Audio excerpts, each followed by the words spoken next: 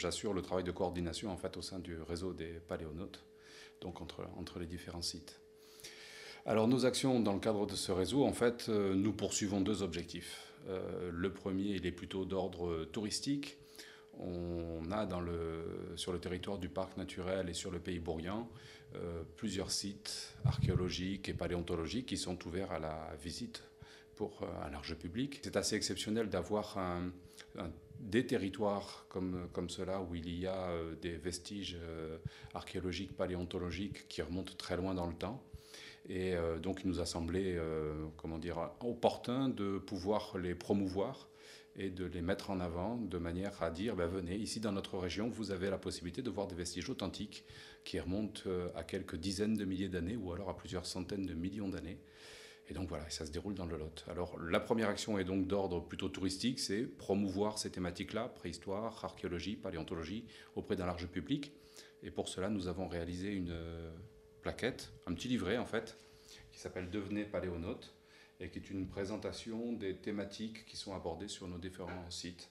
Alors il y a une présentation du travail de l'archéologue, du travail du paléontologue, une frise du temps pour se repérer d'un point de vue chronologique, parce que souvent c'est difficile pour le grand public de savoir, d'avoir des points de repère sur plusieurs dizaines de milliers d'années ou millions d'années. On a essayé d'avoir une rédaction un peu dynamique et puis une maquette intéressante, autant pour les adultes que pour les enfants. Donc voilà, ça a été la première action, ça a été diffusé dans les différents offices de tourisme du département du Lot. Autre action qui est menée en direction du grand public, c'est la manifestation Coup de calcaire. On a initié cette manifestation l'an dernier et le principe c'est d'avoir pendant une période de 5 à 6 jours une multiplicité d'actions, d'activités proposées au grand public pour découvrir la recherche scientifique qui est menée dans la région, qui est très très intense. Donc l'an dernier, on avait réalisé ce petit programme-là, Coup de calcaire en 2010, où il y avait pas mal de communication sur les récentes découvertes de la recherche scientifique, paléontologie, archéologie. Et pour 2011, voilà, Coup de calcaire, deuxième édition. On a voulu une programmation assez ouverte en direction des familles et puis d'un jeune public.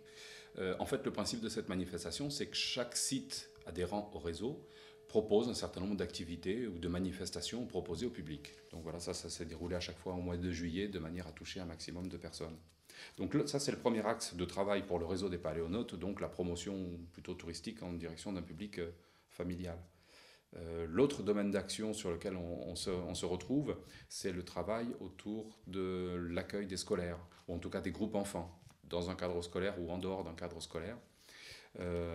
Puisque nous sommes dans cette région avec ces particularités-là, il nous semblait important qu'on puisse le faire partager déjà auprès des enfants de ce territoire et puis qu'on puisse le montrer aux écoles qui viennent de l'extérieur, de la région toulousaine ou d'un peu plus loin, pour découvrir ces éléments.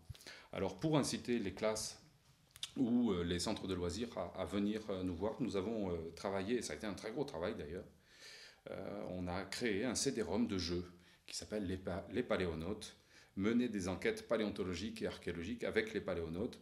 Il s'agit en fait d'un CD-ROM où il y a 10 enquêtes scientifiques qui sont à mener, à la fois en paléontologie et en archéologie, en utilisant les méthodes, les outils, les techniques des scientifiques. Les enfants sont amenés à analyser des indices, 4, 5 indices, et puis après ces analyses, ils doivent répondre à un certain nombre de questions qui relèvent de la déduction logique, de la démarche d'investigation en fait.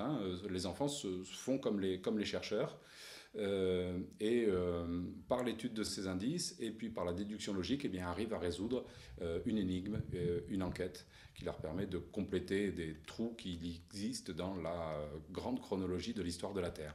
Ce CD-ROM est accompagné d'un livret de présentation, le CD lui-même. Dans le CD, il y a un certain nombre d'enquêtes à mener. Certaines se font entièrement sur le CD-ROM, donc ça peut se faire en classe ou dans le centre de loisirs. Et puis les autres incitent à venir sur les sites pour trouver un indice manquant.